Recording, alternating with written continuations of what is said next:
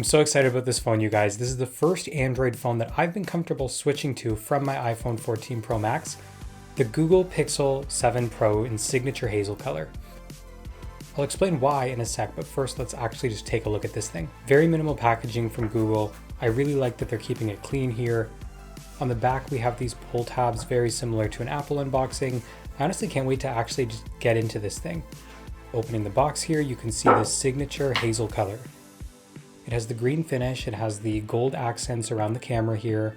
So I actually really like that this camera bump spans the whole width of the phone, so you can set it down and it's not going to wobble like this iPhone does.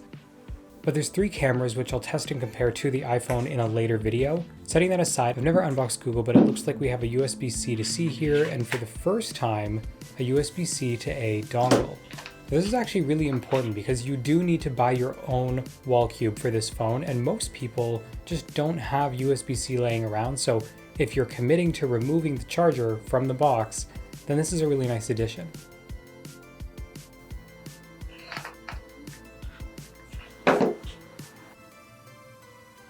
So then we have the documentation here. Usually I do skip past this, by the way, but I've never seen this from Google, so we'll go ahead. We've got the warranty info here. I don't know why I'm really expecting Apple stickers at this point. Then we have our SIM tool here. Yes, it does have a traditional SIM slot, Apple. Okay, but getting into the phone itself here, it does feel lighter than my iPhone. Let me know, by the way, actually in the comments, you guys, if that's actually true. Is it lighter? It's actually really pretty with this green and gold accents going on. Buttons on the side here are brushed for some texture. Here you can also see the label for the on-screen fingerprint reader. Really excited to test that out. We've also got all the buttons and the SIM card slot on the side.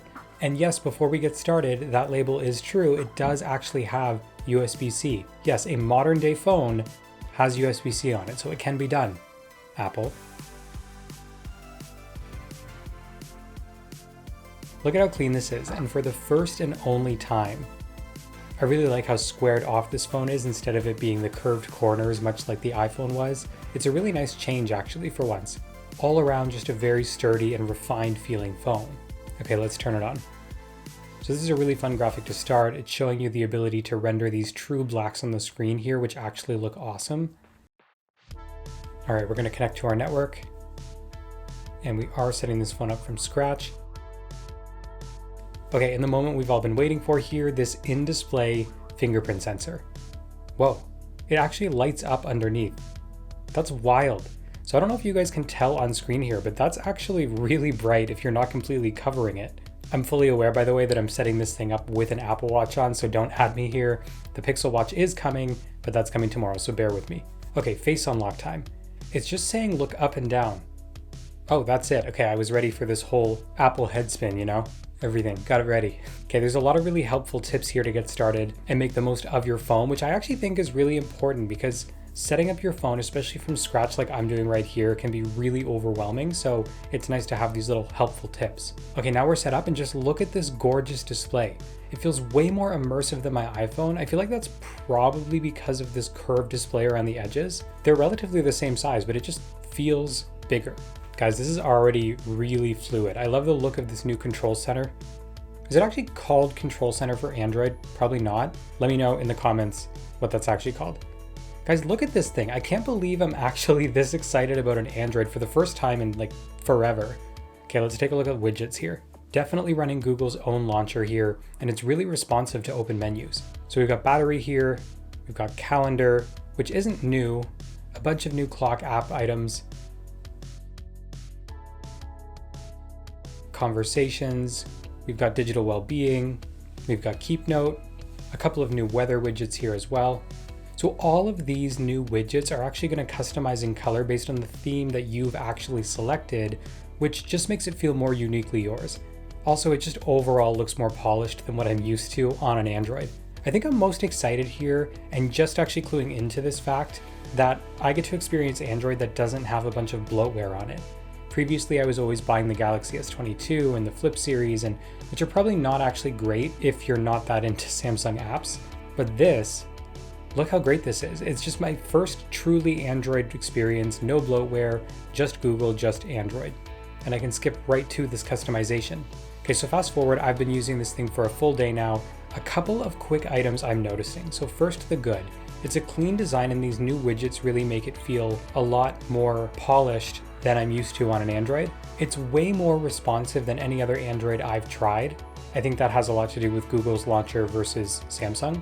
The new notification tones just feel very Google and they're all really good choices, whereas with iPhone, I feel like there were only 3 you'd ever use, and the rest are all just like crazy annoying. I can actually use Google Assistant by holding the side button. I really hated on Samsung phones that you were forced to use Bixby.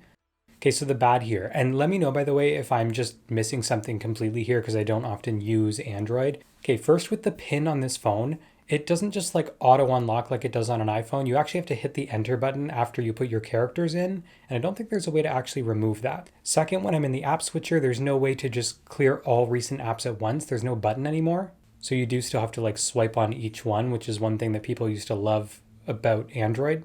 I don't know if this is just me, but gestures require a lot more movement than iPhone. So think like closing apps, you have to swipe a lot further, or opening the app tray. The fingerprint sensor, although amazing, is wildly bright, and if you're not covering it completely, it's kind of blinding. Okay, next there's no ringer switch. Why? Like if I want to turn my phone to silent, what is the fastest way to do that? On the home screen, you just can't remove the Google search bar. I might actually use this at some point, maybe, but right now as it stands, I don't really like it. Okay, so over the next few months, I'll be testing the Pixel 7 Pro and diving into pretty much everything in the Google ecosystem, from even my smart home setup. So let me know your questions about this phone for my upcoming reviews, any questions comparing it to iPhone. At the end of the day, they're both great phones, so it's getting a lot harder to choose between the two. Pixel Watch impressions are coming shortly, so make sure you're subscribed to actually see that. And thank you guys so much for watching this video and following this journey as I'm transitioning over to Android. I'll see you in the next one.